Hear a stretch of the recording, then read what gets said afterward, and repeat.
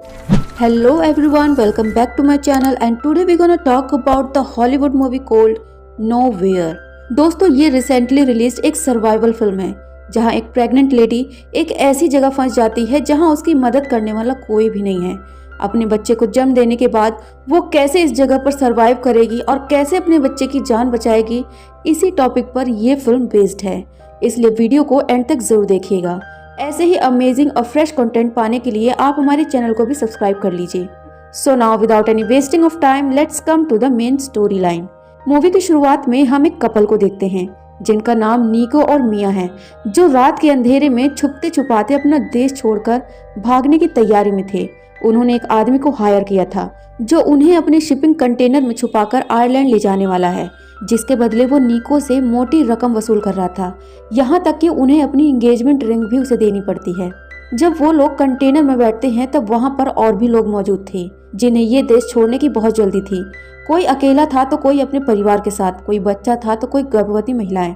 लेकिन आखिर ऐसा क्या हुआ था जो इन्हें अचानक से अपना देश छोड़कर भागना पड़ रहा था, वो भी इलीगल तरीके से।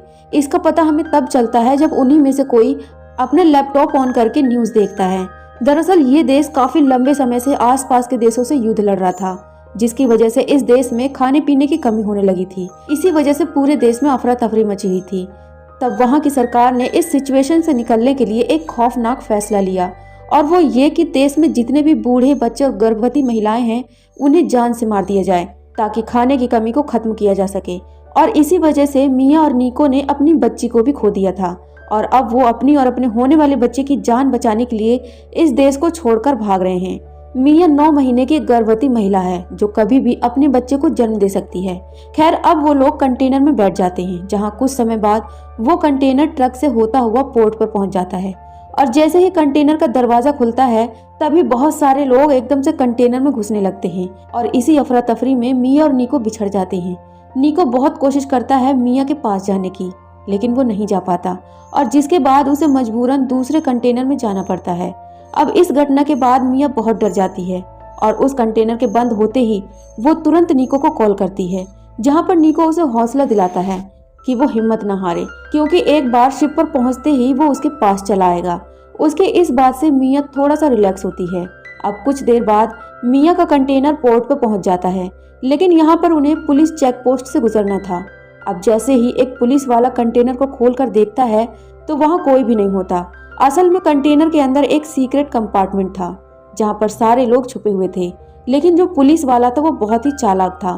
उसे पता था कि लोग सीक्रेट कंपार्टमेंट में घुसे हुए हैं, इसीलिए वो लोगों को खुद से बाहर आने के लिए कहता है, नहीं तो वो उन्हें गोली मार देगा।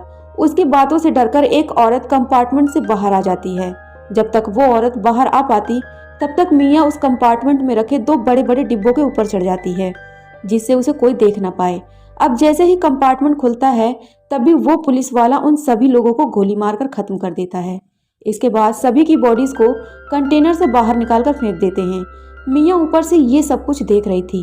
अब कुछ देर बाद उसके कंटेनर को बंद कर दिया जाता है, जिसमें मिया डरी सहमी हुई सी बैठी हुई थी। इसके बाद मिया के कंटेनर को जहाज पर लोड कर दिया जाता है और शिप पोर्ट से निकल पड़ती है आयरलैंड की तरफ। मिया कंटेनर में बैठी बैठी वहां पड़े सामान को चेक करती है, जहां उसे ड्रिल मशीन, खाने का कुछ सामान और मोबाइल जैसी चीजें मिलती हैं। इसके बाद रात हो जाती है और मिया को नींद आ जाती है। अब आधी रात को मिया की नींद अचानक से खुल जाती है, क्योंकि कंटेनर बहुत जोर जोर से हिल रहा था। जैसे ही वो छेद से बाहर झांक कर देखती है तो उसे पता चलता है कि असल में जहाज तूफानों में फंस गई है, और ये तूफान बड़ा होता जा रहा था, और वही होता है जिसका डर था। जहाज पलट जाती है। अब सारे कंटेनर एक एक करके पानी में गिरने लगते हैं। जब मिया का कंटेनर गिरता है तो एक जोरदार झटका लगता है, जिसकी वजह से उसके सर में चोट आ जाती है और वो वहीं पर बेहोश हो जाती है। जब उसे होश आता है तो वो देखती है कि सारे डिब्बे इधर उधर बिखरे पड़े हैं, और साथ ही कंटेनर में पानी भी भर गया है। अब वो बाहर झांक कर देखती है तो उसे चारों तरफ सिर्फ समुद्र ही नजर आता है।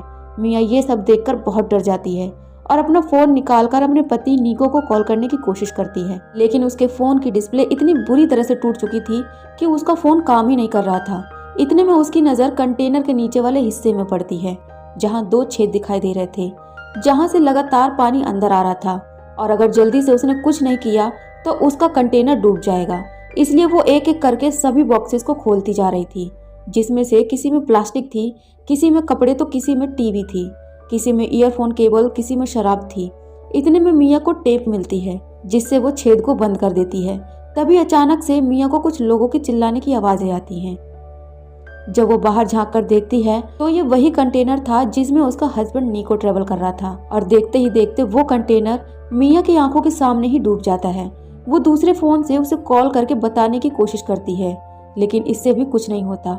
अपने पति के मर जाने के बाद मिया बुरी तरह से टूट जाती है और उसके दुख का लेवल इतना ज्यादा बढ़ गया था कि वो एक बार तो अपनी जान लेने की कोशिश करती है, लेकिन तभी उसे अपने बच्चे का ख्याल आता है और अपने बच्चे के बारे में सोचकर वो रुक जाती है। अब थक हार कर मिया वहां पर सो जाती है और अगली सुबह जब उसकी नींद खुलती है तो वो देखती है कि उसके कंटेनर में और भी ज्यादा पानी भर गया है। दरअसल उस टेप से कोई खास असर नहीं हुआ था और अब भी पानी कंटेनर में लगातार आ रहा था। इसीलिए अब मिया कुछ प्लास्टिक बैग की रबड़ से उन छेदों को भर देती है, जिससे कंटेनर में पानी आना बंद हो जाता है और किसी तरह जुगाड़ करके वो पानी को बाहर निकालने की कोशिश करती है। तभी किसी अनजान नंबर से उसके फोन पर एक कॉल आती है और ये कॉल किसी और की नहीं बल्कि निको की थी, जहां वो उसे बताता है कि वो उस शिप पर था ही नहीं जिस पर उसका कंटेनर था और वो इस वक्त बिल्कुल सुरक्षित है। तब जाकर मिया की जान में जान आती है। अब मिया उसे बताती है कि कैसे वो समुद्र के बीचों बीच एक कंटेनर में फंस गई है। निको उससे वादा करता है कि वो किसी भी तरह उसको बचा लेगा। निको के फोन रखते ही मिया के पेट में दर्द होने लगता है और इसका सीधा मतलब यही है कि अब वो किसी भी वक्त अपने बच्चे को जन्म दे सकती है। तभी बाहर हम देखते हैं कि समुद्र में आंधी तूफान वाला माहौल बन गया था और कंटेनर के अंदर बहुत तेज हलचल हो रही थी और साथ ही कंटेनर में पानी भी भरता जा रहा था। इधर मिया का दर्द और भी तेजी से बढ़ रहा था।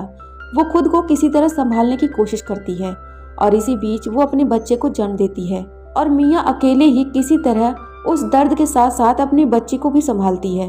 खैर अब किसी तरह सुबह होती है और मिया की बेटी नोहा रोना बंद ही नहीं कर रही थी।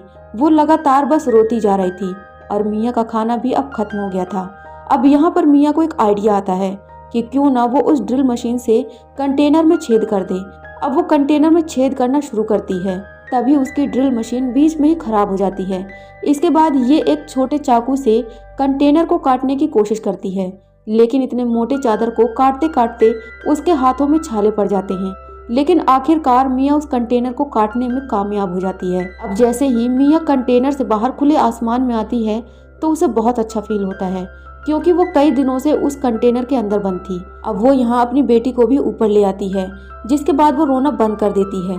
तभी मिया को समुद्र में मछलियाँ दिखाई पड़ती है, जिसके बाद वो उन्हें पकड़ने की कोशिश करती है, लेकिन शुरुआत में वो एक भी मछली नहीं पकड़ पाती। उसी वक्त मिया को आसमान में एक प्लेन उड़ता हुआ दिखाई देता है, इसलिए वो टीवी के स्क्रीन को लेने के लिए नीचे जाती है, लेकिन ऊपर आते वक्त लोहे के किनारे से उसके पैर का मांस कट जाता है, जिसके बाद मिया को बहुत दर्द होता है। लेकिन वो तब भी हिम्मत नहीं हारती और स्क्रीन को जहाज की तरफ चमकाने की कोशिश करती है, लेकिन इससे भी कुछ नहीं होता। अब वो नीचे कंटेनर में आती है और शराब से अपने जख्म को धोती है। इसके बाद वो जख्म को सिल देती है, जिसमें उसको बहुत तेज दर्द होता है। अब मिया को एक आइडिया आता है कि क्यों ना वो ईयरफोन केबल से मछली का जाल बना ले, और वो ऐसा ही करती है। जाल बनाने से उसको एक फायदा हुआ था कि उसके खाने का इंतजाम मछलियों से होता जा रहा था और पीने का इंतजाम वो बारिश का पानी जमा करके कर लेती थी। और इसी तरह नोहा दूध के सहारे धीरे धीरे बड़ी हो रही थी। अब ऐसे ही करते करते कई दिन बीतने लगते हैं, लेकिन मिया की उम्मीद भी खत्म होती जा रही थी और वो मायूस हो गई थी, क्योंकि मिया को ये समझ में नहीं आ रहा था कि आखिर वो कब तक यहाँ अपनी बच्ची के साथ फंसी रहेगी।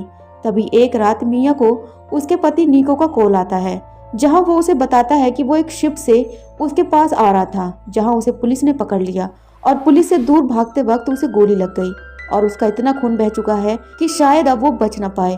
वो मिया से माफी मांगता है कि वो उसे बचा नहीं पाया। जाने से पहले मिया निको से उसकी बेटी नोहा से बात करवाती है। ये सब सुनने के बाद मिया बुरी तरह से टूट जाती है और फूट फूट कर रोने लगती है। उसे समझ नहीं आ रहा था कि अब वो क्या करे, लेकिन मिया को जीना था, वो भी अपनी बच्ची के लिए, और सही मायने में वो जिंदा भी सिर्फ इसी वजह से थी। खैर अब सुबह होती है और मिया उन प्लास्टिक के बॉक्सेस से एक छोटी नाव बनाना शुरू कर देती है, क्योंकि वो अपनी बच्ची को किसी भी हालत में बचाना चाहती थी। खैर अब नाव बनते बनते रात हो जाती है, जहाँ रात को अचानक से अपने आप कंटेनर में पानी भरना शुरू हो जाता है जिसके बाद मिया अपना ज़रूरी सामान लेने के लिए कंटेनर में नीचे जाती है, जहां उसका पैर नीचे कंटेनर में किसी चीज़ में फंस जाता है, जिसके कुछ देर बाद वो कंटेनर भी समुद्र में डूब जाता है। उधर नोहा भी अपनी नाव के सहारे समुद्र की लहरों से उस कंटेनर से दूर हो जाती है। उधर कंटेनर में फंसी मिया अपने पैर को किसी तरह छुड़ाकर कंटेनर से बाहर निकल जाती है, जिसके बाद वो सबसे पहले अपनी बेटी नोहा के पास जाती है और देखती है कि वो ठीक तो है ना। अब इसी तरह छोटी सी नाव के सहारे किसी तरह सुबह हो जाती है, लेकिन मिया की हालत बिगड़ती जा रही थी और इस तरह से वो ज्यादा देर जिंदा नहीं रह पाएगी। तभी हम देखते हैं कि वहां से गुजरते हुए कुछ मछुआरे उसे देख लेते हैं, जिसके बाद वो लोग नोहा और उसकी माँ को उस विशाल समुद्र से बाहर निकाल लेते हैं। और जब उसे होश आता है तो वो सबसे पहले अपनी बेटी के बारे में पूछती है, जहाँ वो बिल्कुल ठीक थी। मिया देखती है कि आखिरकार वो आयरलैंड पहुंच चुकी है, क्योंकि वो मछुआरे आयरलैंड के ही रहने वाले थे। और इस तरह से लगभग 1 महीने तक वो अपने हालात से लड़ते हुए उसने अपनी और अपनी बच्ची की जान बचा ली थी। और इसी के साथ ये फिल्म यहीं पर खत्म हो जाती है। उम्मीद है दोस्तों कि आपको ये कहानी जरूर पसंद आई होगी। जाते जाते वीडियो को लाइक शेयर कर दीजिए और चैनल को भी जरूर सब्सक्राइब कर लीजिए। फिर मिलते हैं नेक्स्ट वीडियो में, तब तक के लिए टेक केयर, बाय।